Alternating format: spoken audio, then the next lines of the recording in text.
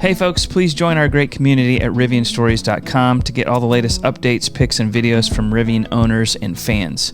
We also have t-shirts, hats, and gear guides for your next adventure. Hope to see you there. All right, fellas. Skylar, I just want to start with you. You had something happen last week. Tell us what happened. And then as a part of that, we're going to talk about the R1T versus the F-150 Lightning. I'll say that out the front so that you know, YouTube audience, what's coming. But Skylar, what happened this last weekend? Yeah, so I had the opportunity to go up and spend some time with the Out of Spec Studios crew. So Kyle Very Connor, cool. Jordan, Timon, and Zach a little bit with all of those, and Alyssa as well.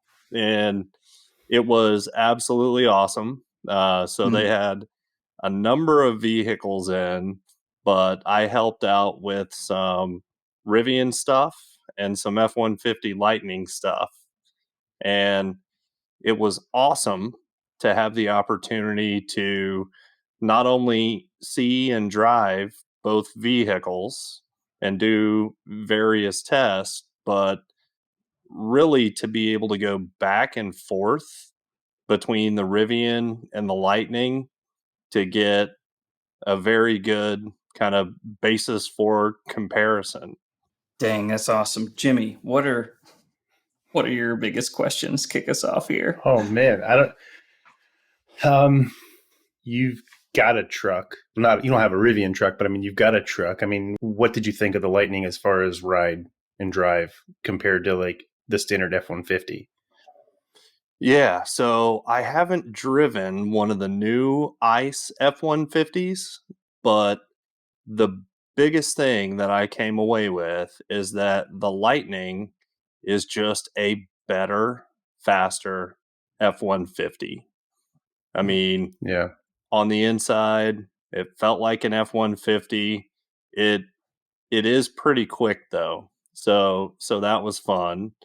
And I mean, it was very quiet at low speeds, but there were times when I forgot that I was when I was a passenger, riding in an electric vehicle. And I think for Ford and for the F-150, that is a win. That's going to help convert traditional truck buyers to EV truck buyers. And I've said it before, I'll say it again. I do think the Ford F-150 Lightning is an inflection point for EV adoption. I think so many people are going to get to see and experience and understand electric as a result of the F-150 Lightning. Mm-hmm. So real quick, do you remember which trim version you had of the F-150 Lightning? Yeah, absolutely. So it was the top of the line platinum trim, which also means that the range is a little bit lower than some of the other trim packages, as well as the payload and the towing are lower. And matter of fact, we were talking about it and we don't really understand why that's the case. Because, I mean, yeah, it has massaging seats and stuff like that, but those don't weigh that much. I mean, so what is the big difference between the platinum and the lower trims that lowers all of the payload and the towing? I don't know. Interesting. It is. Maybe it is the leather's more expensive or more expensive and supple and thicker, and it's real leather. So it is. It's not plastic. Absolutely a very comfortable truck. Extremely comfortable. Yeah. I've sat in many trucks before. You got that big, heavy feel, a lot of substantial seat that just kind of swallows you up. Compared to the Rivian R1T, as far as a place to start with just what it feels like to sit, go for it. Yeah. So the Ford F-150 is definitely up a little bit higher, and it is a bigger vehicle. inside and out.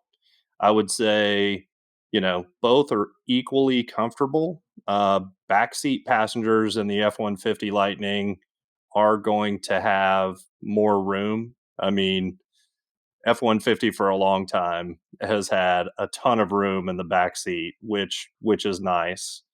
Mm-hmm. Um, but and even though it was the top trim model, and I had this conversation with a couple of the guys up there, the Rivian does feel a bit more luxurious.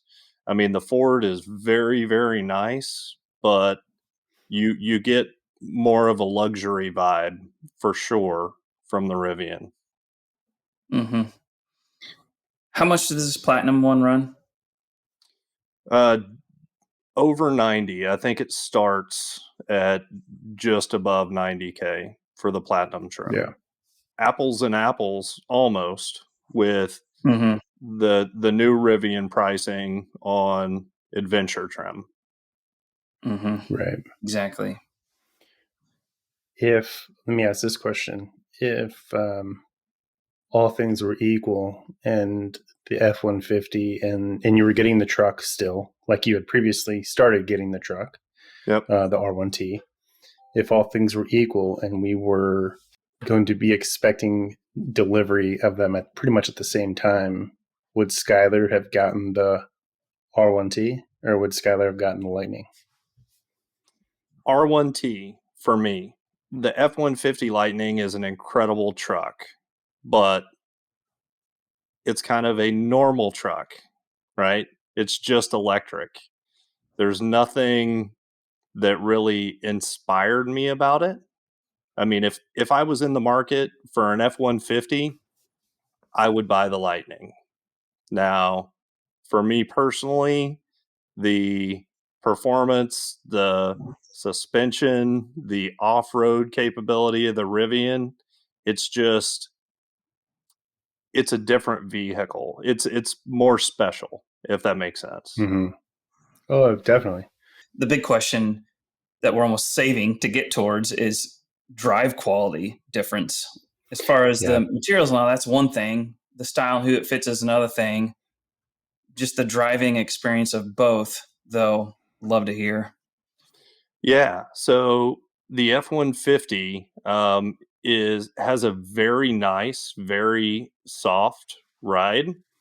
Um, it it's almost a little bit floaty at times, and the Rivian just has a totally different feel, though. So I was really curious to compare the Ford suspension and ride to Rivian when Rivian is in all-purpose mode, standard ride height, and soft suspension settings. And it's kind of interesting. So the Rivian does a great job of soaking up the bumps in the roads as well, but it feels more planted even when it's in soft mode. Hmm.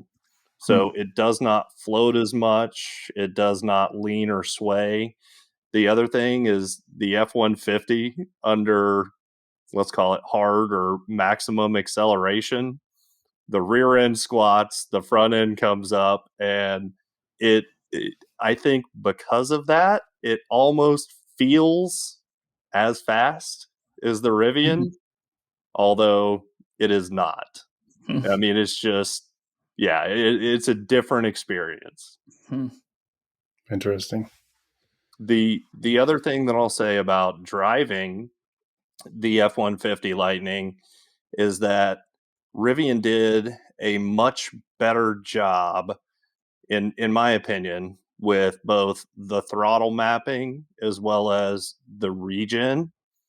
So when you start to lift off in the Ford F-150 Lightning, there's a little bit of a delay before regen kicks in, where on the Rivian, it's super smooth. The other thing in the Lightning is if you're not careful with your accelerator foot, the bottom, the first part of the accelerator, I mean, it can get a little bit jumpy, whereas the Rivian's pretty smooth.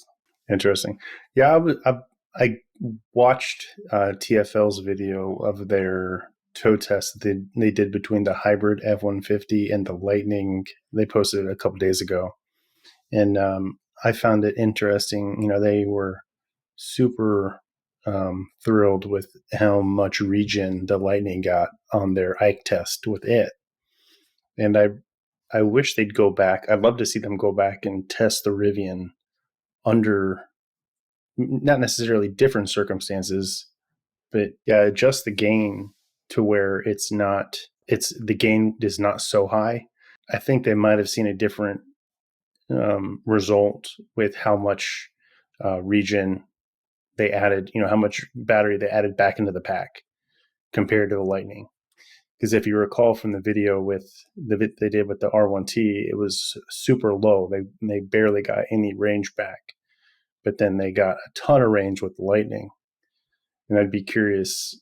You'd figure it would be the other way around because it's 4 motors in the R1T versus 2 in the Lightning. But yeah, no, that's a really interesting question. And the other thing that we started playing with in the Rivian a little bit was with the brake controller.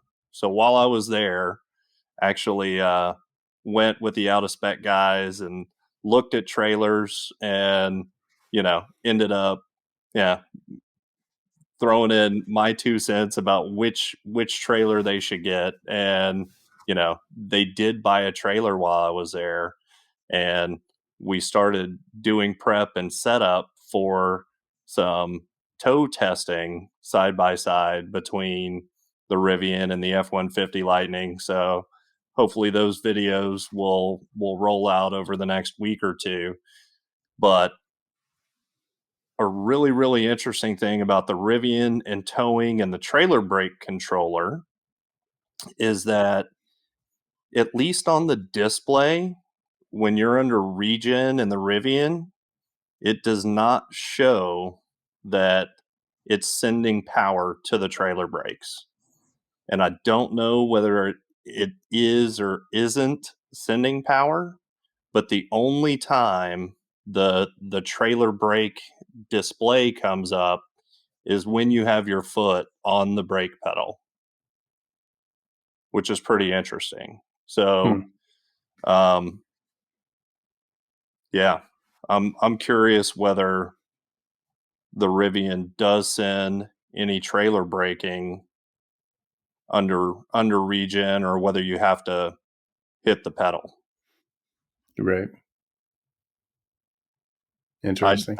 I'd almost prefer that it did not send braking to the trailer under regen. I mean, that would be my Right. preference, but I don't know. There's probably pros and cons to that, and I'm sure the viewers might even weigh in on what they would prefer. Right.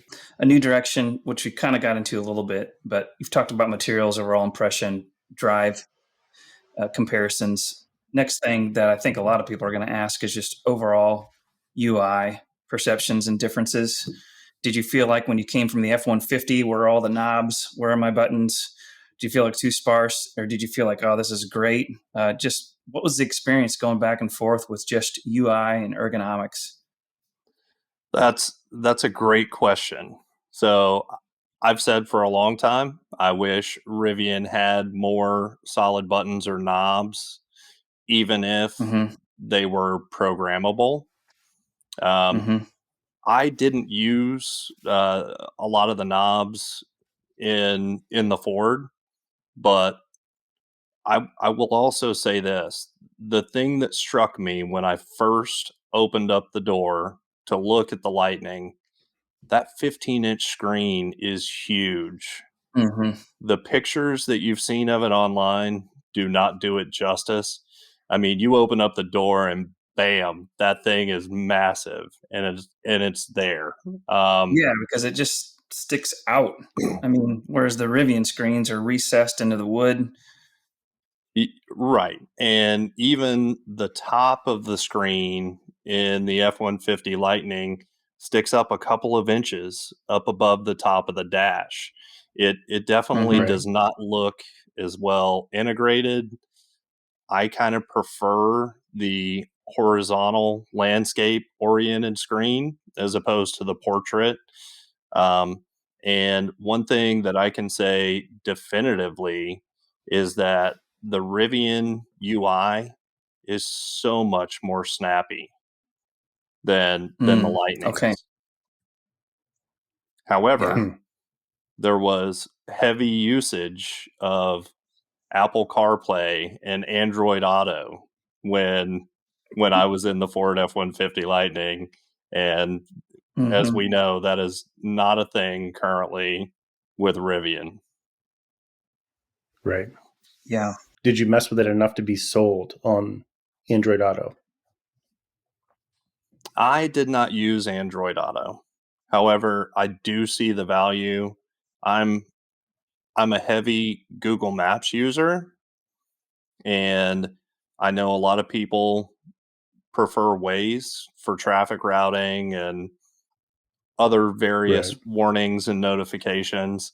Um, and yeah, I didn't even use the Rivian navigation. Matter of fact, I was using Google Maps on my phone, driving around a strange place, even though, yeah, I had the Rivian nav at my disposal. I probably should have used it just to get a feel for it, but I You're a, didn't. you're a savage. I Savage. know, I know. I could see honestly doing the same thing. Like we go to so many ball fields that are in small towns, and just off the normal roads and whatnot. And Google Maps gets us there, whereas even Apple Maps were never there. So it'll be interesting. I know that I won't trust R1S compute nav to. I'll have to like run this side by side. I'll be a savage too, Jimmy. Sorry, until it proves. Honestly, the one thing that I found recently that I've used probably a half a dozen times now, four of those half a dozen probably in the last week or two, is actually using Latin longs, actually just typing in coordinates, since you Mm, can do that to get me to a spot. So if I know, obviously I don't know it, but if I pull it up real quick and maybe I can't find it right away, using Rivian's onboard navigation, I could use Google Maps from my phone real quick, look to see where the Latin long is, and then punch that in, and gets me there no problem. Hmm. I go back to your inflection point, Skylar, that you were making, that the F-150 will be it, or the start of the real transition for normal ICE truck buyers to move to EVs. And my biggest like hurdle with that whole thing is the dealer markups. Like Ford has got to get their dealers um, on board, or this shift is gonna take a lot longer than it should, and because people aren't willing to pay 140 or 160 grand for a Lightning that should have only cost 70. agreed. And Jim Farley, Ford's CEO, just a couple of weeks ago made a pretty bold statement, and I don't want to try to summarize it and get it wrong, but I mean, he the statement he made was a strong message to dealers about how Ford wants to do business moving forward. And yeah, I think Ford is at least going to try to swing a bigger stick with its dealers and try to change that price gouging. Honestly, is exactly what it is moving Mm-hmm. forward. Right, Mhm. right. Yeah, I mean they're gonna do something, or they're gonna be building all these trucks for show vehicles on dealer lots, because no one's gonna be willing to cough up 50 to 60% markup like I've seen on some of the pictures online. Right, right. So speaking of Ford dealers, and just this is an important step for Ford and for EVs in general. But one question I have for you, Skylar, is close to what Jimmy asked at the beginning. It's similar, but it goes like this. Skylar, has a chance to get his R1S in October of 2022, or hypothetically, a Ford Expedition electric version, October 2022. What are your thoughts on that? It's the same. Same. Rivian is a very, very special vehicle, and Mm-hmm. I'm Team Rivian all day long. Mm-hmm. Now, with that said, the Ford F-150 Lightning, I think, is a phenomenal general pickup truck. And specifically, if you're going to be working out of it, I mean, the frunk is absolutely huge. It's easier to Mm-hmm. get stuff in and out of. It's got more power on board. I mean, it's got 2.4K up front and 7.2K, including 30 amp 240 volt in the back. Mm-hmm. Um, and it's a bigger interior. So Mm-hmm. with all that being said, if I can get a Ford F-150 Lightning Pro with a couple of options, I might sell my diesel pickup and move to that. Now, I'm not going to be towing long distances. It would be for just general truck stuff around town.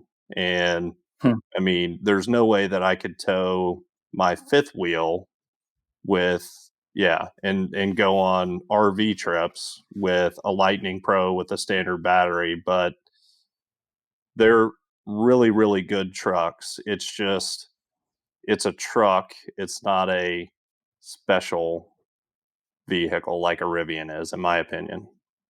Yeah. Mm-hmm. Two other things that that really kind of caught my attention. So the Ford Platinum did have the big panoramic roof on it, and without the cover closed on it, it was absolutely scorching. Oh So, man. I mean, so much heat coming through there. Whereas, and it was in the upper 90s when I was up there in Colorado, and the Rivian, like you didn't even realize that the sun was there. And I'm 6'3", so I'm a little bit closer to the roof even than a lot of people are. But it didn't even phase me in the Rivian, but literally had to shut the cover in the Lightning because it was so much Interesting. heat beaming in. The Mm-hmm. the other thing, and this is a bit of a tip out there for any Lightning owners or prospective Lightning owners that live in warmer climates, you have to turn the air conditioning on max, or else it cannot keep up. It cannot hang. I was so disappointed in the Lightning air conditioner at first. And then it was Kyle Connor actually that said, "Well, did you have it in max?" And once we turned it to max, it was fine. It worked a lot better. But, you know, we had auto climate control set to 68 degrees, and I don't think it ever got close to 68 degrees. I was burning up till we Hmm. turned it to max. Hmm. Interesting. That I is. know once I get the Rivian comfortable, I've got to go down to one because I'll freeze out if I don't. It Hmm. gets chilly. Yeah, Interesting. my uninformed impression before I realized that max was required was that the Rivian AC just completely and totally kicked the Ford's butt. But, you know, it turns out that, yeah, the Ford can work well. It's just, yeah, it wasn't intuitive for me. I mean, I think if you have the climate control set to 68, the HVAC system in the vehicle ought to make that happen. Right. I've got some rapid fire questions for you. In a sentence or two, favorite feature of the F-150 Lightning?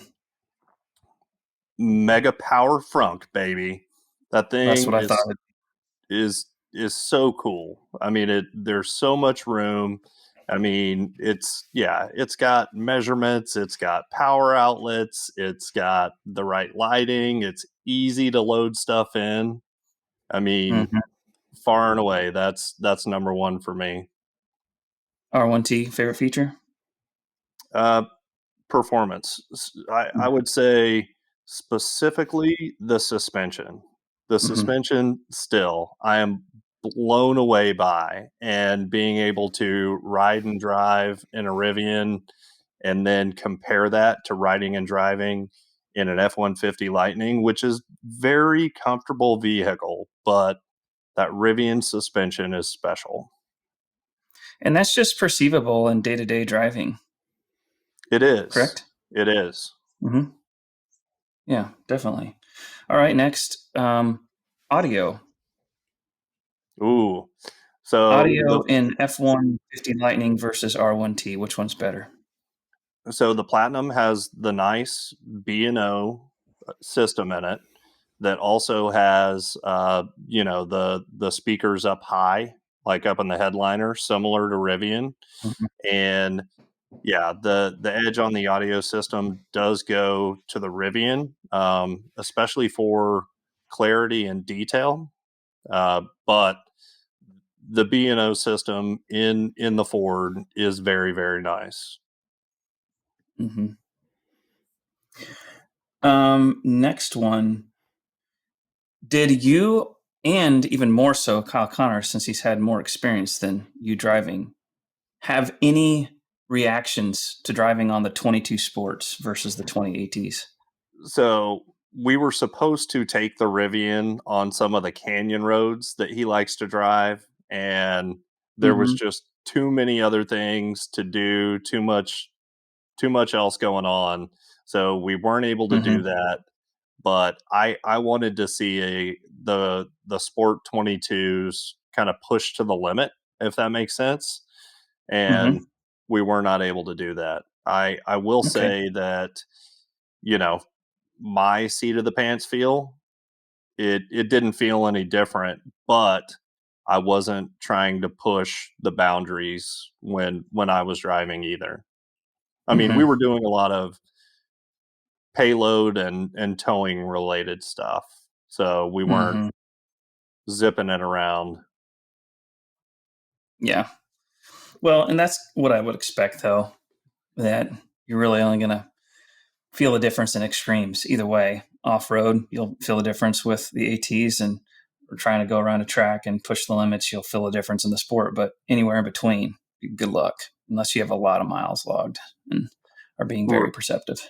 right, right. No, and I totally agree. So I would just recommend that people lean towards their majority usage.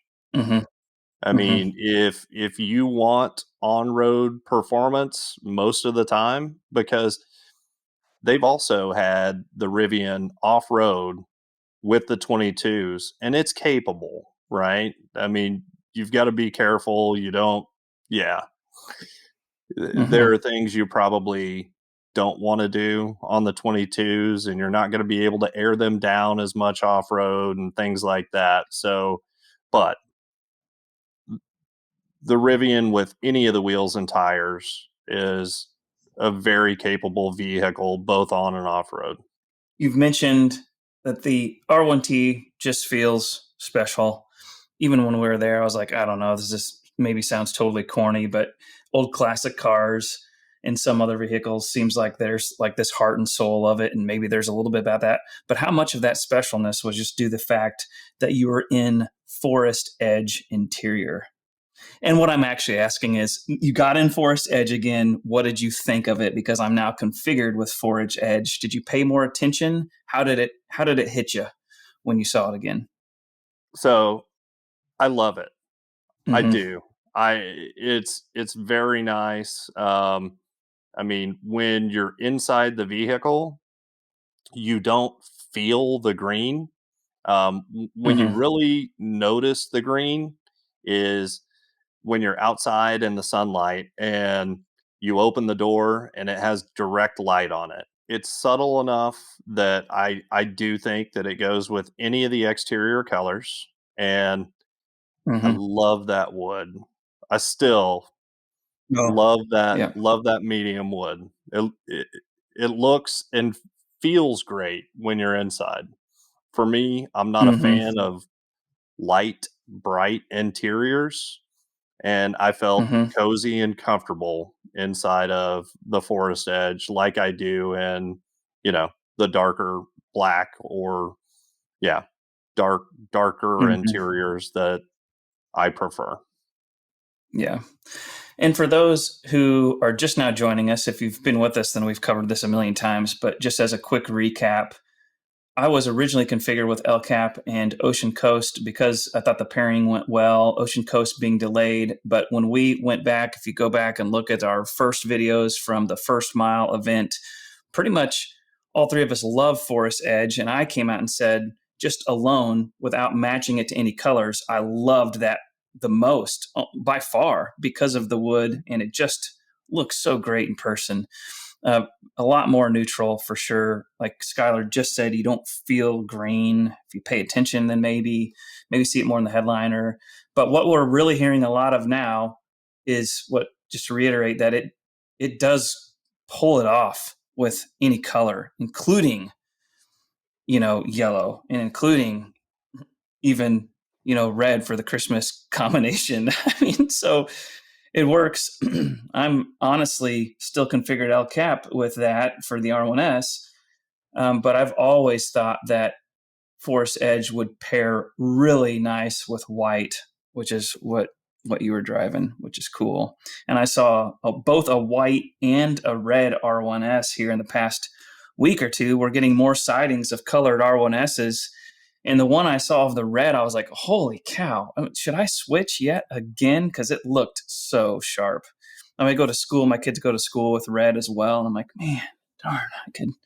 But yeah, it's impressive. I'm glad to hear that you liked it again. Any other impressions that you want to share? Because I've got like 7 minutes left. Yeah. I don't think there's any other major impressions, but Mm-hmm. I guess I could just summarize and say that both are incredible vehicles. Mm-hmm. The Lightning is, without a doubt, in my opinion, the best F-150 ever, Mm-hmm. but it's still an F-150, and it feels like an F-150. The Rivian just has some character that the Ford does not. Mm-hmm. Yeah.